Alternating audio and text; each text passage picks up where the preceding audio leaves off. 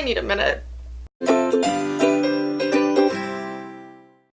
Everybody, welcome back to my channel. I am Adorkable Rachel, and it's time once again for another episode of Rachel Reviews, so let's just hop into it. Pirates of the Caribbean: Dead Men Tell No Tales is the 5th movie in the Disney franchise, and as far as I know, it is the only one so far to have a title where it's basically a direct quote from the ride. And over the years, I do think that the general commentary from the public has kind of been the same thing. God damn it, why do they keep making these movies? And why do they keep on taking my money? Now with that said, yes, I think just as it goes for most people, I really do enjoy the first one, Curse of the Black Pearl. I remember when it first came out in 2003, and it was a really big deal at the time because it was the very first film to be released specifically under the Disney name that was rated PG-13. It was dark, it was edgy, it had memorable characters and a really fun story, and it also finally proved once and for all that you can make a really good movie based on something really simple and small like a theme park ride. But then after that, they just kept making a bunch of sequels, and it felt like every single one just became stupider and sillier and more draggy-er than the last one. So naturally, everyone expected that this 5th installment was pretty much gonna suck even harder, right? I mean, it has its flaws, its major flaws, but when the credits started rolling and I just sat there and absorbed it for a minute there, I immediately turned to my friends and I was like, guys, am I crazy for enjoying that more than I probably should have? Well, anyway, let's talk about the story. Will Turner and Elizabeth Swann's son, Henry Turner, is all grown up now, and he is looking for the Trident of Poseidon because if he possesses it, he'll be able to break all the curses of the sea, and then his father can finally return home. In a nutshell, he seeks out Jack Sparrow to help him find it. Why he needs Jack Sparrow, I don't really know, and quite frankly, I don't care. And they also team up with a smart sciencey girl named Corinna, and of course more dead cursed pirates come chasing after them because I guess we gotta have some kind of conflict. And of course, shenanigans ensue. Johnny Depp as Jack Sparrow is of course in this again, and I actually really enjoyed him. A little. Here's the thing. I really think that we liked Johnny Depp as this character the first time around because he was portrayed as a really clever and witty character. And while he may have sometimes got out of trouble because of dumb luck, it was actually more because a great chunk of the time he was really charming and he had really mad pirate skills. He just also happened to be kind of goofy and not the pirate we were used to. He was unique and different and we loved it. But in this movie, we really don't get that a lot. Again. Seems like now whenever Jack Sparrow has to get out of trouble, it really is just because of dumb luck most of the time, and that's really not that impressive. He really is past his prime on this one, but surprisingly the movie actually does acknowledge this. But regardless, the things that I did enjoy is that he did have some funny moments and, you know, he still has that Jack Sparrow charm, it's just not as fresh as I think we would have wanted it to be. And strangely enough, it feels like all that clever and wit actually got passed on to Corinna, who is the much more interesting character in this movie. Since she's very clever and really smart, unlike Jack Sparrow in this film, all throughout the movie, the Navy is actually constantly accusing her of being a witch just because of all her knowledge of stuff. She's like able to pick locks, and also she considers herself an astronomer and also a horologist. And oh yes, it being a pirate movie, they definitely poke fun at that word a lot. And then of course there's Henry Turner, who he was okay. I mean, of course he has a reason to be here and everything, but throughout the whole film I felt like his one characteristic was just find the goddamn trident! And that was kind of it.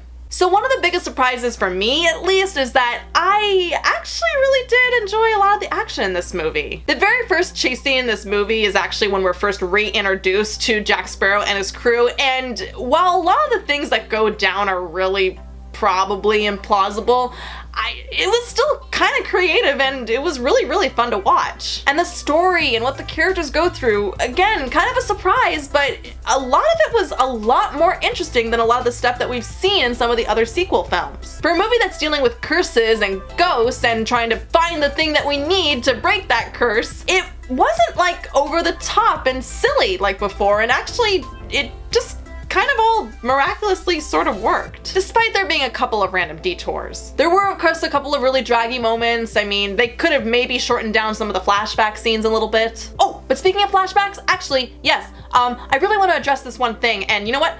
Don't worry, this was in the trailer, so I don't think I'm giving away a whole lot. There's a couple of flashbacks where the villain talks about why he wants to take revenge on Jack Sparrow, and it's really interesting because we actually do see Jack Sparrow as like a younger lad, like maybe in his 20s or something, and the thing is, you know that there's gotta be CGI on Johnny Depp in these scenes because there's no way that makeup could like make him look so young and so petite. But I gotta tell ya, I actually really like these scenes because the CGI was done so well. He actually looked like early 90s Johnny Depp and he was so cute and I just want to pinch his little cheeks. And as far as other flaws, yeah, this movie definitely has a bunch of those. There are a couple of like really random and out of nowhere scenes that we really don't need. Like if you just cut them out, it really would not make that much of a difference. All I'm gonna say is the wedding scene.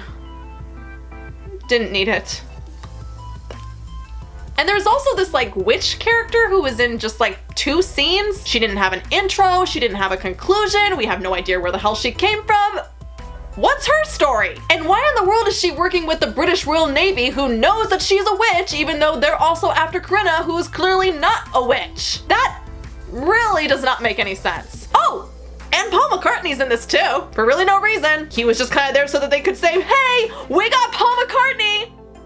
Javier Bardem was in this. He played the villain, Captain Salazar, who of course has a personal vendetta against Jack Sparrow.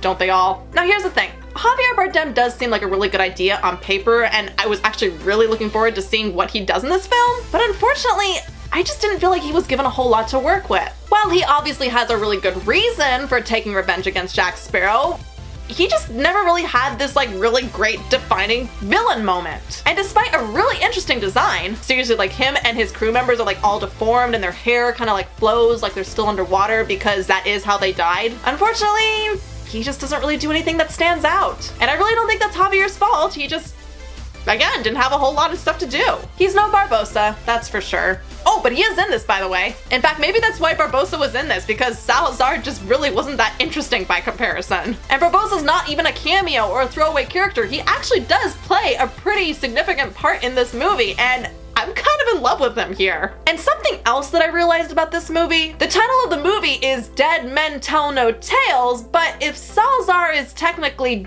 dead and he's telling a tale or two throughout the movie, doesn't that technically make the title an oxymoron? Think, guys, think! And of course, while there are a lot of other flaws, the one really big one that I want to personally talk about is the fact that you've got all these characters coming together to get the thing that they really need, but there's really nothing in the movie that says that they need to do it like right now. Despite how dramatic they'd make it out to be, there really is nothing at stake here. I mean, I don't know if you noticed it, but I personally think that if they just put something in there that made it seem like they had very little time to get this done, then that might have added to the, you know, climax a bit. But despite that, I actually really do like what happens to a lot of the characters in the end of this movie. Not gonna say who, but there is a character that does perish, and after everything he goes through in this movie, I really did genuinely feel bad that he went. I was like, no. But actually, I'm not gonna be too surprised if he maybe shows up again at some point, because, you know, these movies have a tendency to make that happen. But if they do decide to make this the last one, wink wink, this would be a pretty good place to stop, I'm just saying. Even without the urgency, what happens to everybody in the end just feels like everything was wrapped up kind of nicely. Oh yeah, that's right.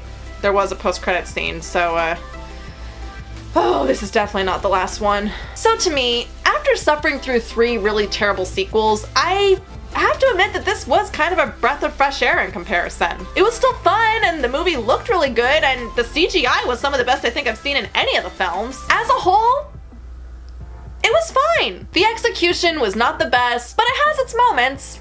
It just probably won't go down as a classic. For my money, it was not amazing, obviously, but it was a lot more entertaining and a lot more fun and a lot more interesting than the other sequels. I mean, if I were a big fan of the Pirates of the Caribbean franchise, then I think I'd be pretty satisfied. And there are Pirates of the Caribbean fanatics out there, believe me, I have experienced them firsthand. Oh, And speaking of fanatics, actually one story I have to share with you. When we went to the movie yesterday, we actually did see a girl show up completely dressed from head to toe in a pirate costume. That girl was in it to win it. You go, girl, you wear that pirate pride proud. So those are my thoughts on the 5th Pirates of the Caribbean film. So now I want to know, did you guys get a chance to see it? And if so, what did you honestly think? Did you hate it? Did you actually surprisingly enjoy it? Did you like the characters? Did you not like them? Do you hope to maybe see some of them appear later on? That one character who perished, are you sad he's gone? Well, go ahead and leave your comments below. Be sure to like and share. And if you're new and like what you saw here, then don't forget to hit that subscribe button. And also be sure to hit the little bell button to get notified when new stuff comes out. Because guess what, guys?